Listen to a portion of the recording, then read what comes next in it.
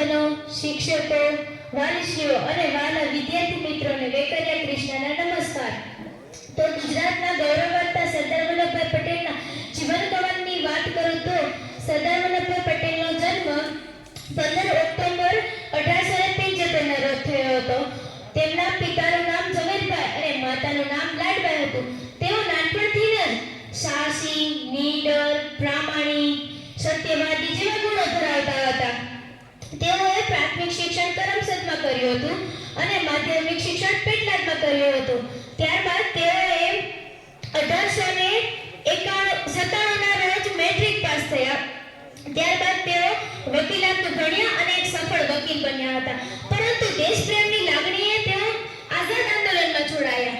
ગાંધીજીના આહ્વાન પર તેઓએ ખેડૂત આંદોલન પણ ચલાવ્યા હતા. ખાસ કરીને બારડોલી સત્યાગ્રહ તેમના જીવનનું મહત્વપૂર્ણ અધ્યાય છે. બારડોલી સત્યાગ્રહના કારણે જ લોકો તેમને સરદાર કહેવા લાગ્યા હતા. આઝાદી બાદ એકીકરણમાં સરદાર વલ્લભભાઈ પટેલનું મહત્વપૂર્ણ યોગદાન રહ્યું છે. તેઓએ રાજા મહારાજાઓને સમજાવ્યા અને કેટલાય રજવાડાઓને એક કર્યા હતા. તેમણે 562 જેટલા રાજ્યોને એક દોરામાં પરોવ્યા હતા. તેમના અદ્ભુત કાર્યને લીધે લોકો તેમને લોખંડી પુરુષ કહે છે અને તેઓ આઝાદ ભારતના પ્રથમ ગૃહમંત્રી પણ હતા. સરદાર વલ્લભભાઈ પટેલનું એવું માનવું હતું કે આપણી સાચી શક્તિ આપણી એકતા છે. આપણા રંગ, રૂપ, વેશ, ભાષા કેટલું અલગ અલગ છે, છતાં આપણે એક છીએ. એટલે તો કહેવામાં આવ્યું છે કે વિવિધતામાં એકતા એ જ આપણી જાગૃતતા. સરદાર વલ્લભભાઈ પટેલનું સ્વપ્ન હતું કે ભારત એક વિકસિત અને એકતા સભર દેશ હોય અને તે સ્વપ્નને તેણે સાકાર રૂપ પણ આપ્યું હતું. અંતે તેઓ 15 ડિસેમ્બર 1950 ના રોજ અવસાન પામ્યા.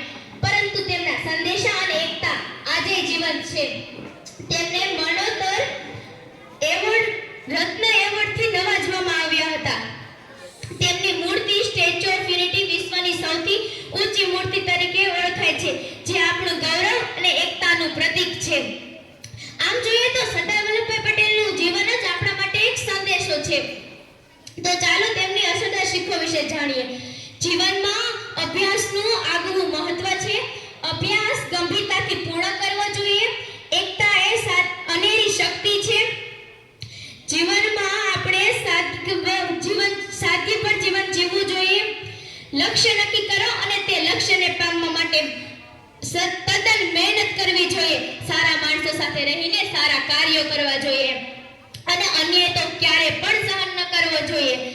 તો ગૌરવની વાત કરું તો આપણી પીએમસી નાની કુકાઓ પ્રાથમિક શાળાને મોડેલ સરદાર શાળા તરીકે પસંદ કરવામાં આવી છે. તે ખૂબ ગૌરવની વાત છે.